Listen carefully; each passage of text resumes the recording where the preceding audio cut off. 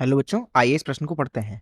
संधि डायोड में अपवाह धारा की दिशा क्या होती है? आइए इस प्रश्न की मुख्य अवधारणा की चर्चा करें। मान लीजिए हमारे पास में एक डायोड है। तो दरअसल एक डायोड दो विपरीत प्रकृति के अर्धचालकों को मिलाने पर बनती है, अर्थात अर्धचालक में दो विपरीत प्रकृति के फलक होते हैं। हम उदाहरण के लिए मान लेते हैं कि पहला फलक एन प्रकार का है तथा दूसरा फलक पी प्रकार का है। पहला फलक एन प्रकार का है, इसलिए इसमें मुख्य आवेशवाहक इलेक्ट्रॉन होंगे, बहुत सारे इसमें इलेक्ट्रॉन होंगे तथा होल भी होंगे लेकिन बहुत कम। वही बात करें अगर हम पी प्रकार अर्धचालक की, तो इसमें होल की संख्या ज्यादा होगी, इलेक्ट्रॉन भी होंगे लेकिन बहुत कम। दरअसल जैसे ही एन और पी प्रकार के अर्धचालकों को आपस में मिलाया जाता है, यहाँ जो इनकी ये संधि है, क्योंकि एन प्रकार में इलेक्ट्रॉनों की संख्या अधिक है, पी प्रकार में होल की संख्या अधिक है, अर्थात एन प्रकार में इलेक्ट्रॉनों का घनत्व ज्यादा है तथा पी प्रकार में इलेक्ट्रॉनों का घनत्व कम है।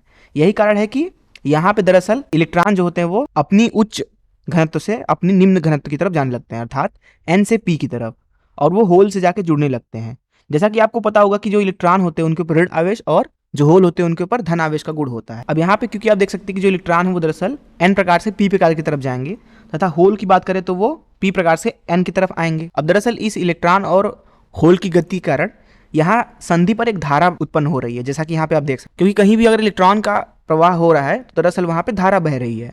दरअसल घनत्व के कारण जो ये धारा उत्पन्न हुआ है इसे बोला जाता है अपवाह धारा। और क्योंकि विद्युत धारा की दिशा होती है इलेक्ट्रॉन प्रवाह के विपरीत दिशा में, तो यहाँ पे जो धारा की दिशा होगी वो दरअसल कुछ इस तरीके से है। दरअसल यही धारा जो है वो अपवाह धारा है। इस अपवाह धारा का कुल मान तब तक शून्य नहीं हो जाता है जब तक कि संधि पर आवेशों की परत ना बन जाए, कुछ इस तरीके से। इधर से क्योंकि इलेक्ट्रॉन इधर से इधर की तरफ जा चुके हैं, इसलिए यहाँ पे धन आवेश आ जाता है, अर्थात जिधर एन फलक है उधर धन आवेश की परत और जिधर पी फलक उधर ऋण आवेश की परत बन जाती है, कुछ इस तरीके से। तब जाके यहाँ पे कुल अपवाह धारा का मान शून्य होता है। लेकिन हम अगर बात करें जब यह अपवाह धारा शून्य नहीं तो इसकी दिशा क्या थी, तो यहाँ पे आप देख सकते हैं कि इसकी दिशा जो है वो पी से एन की तरफ है।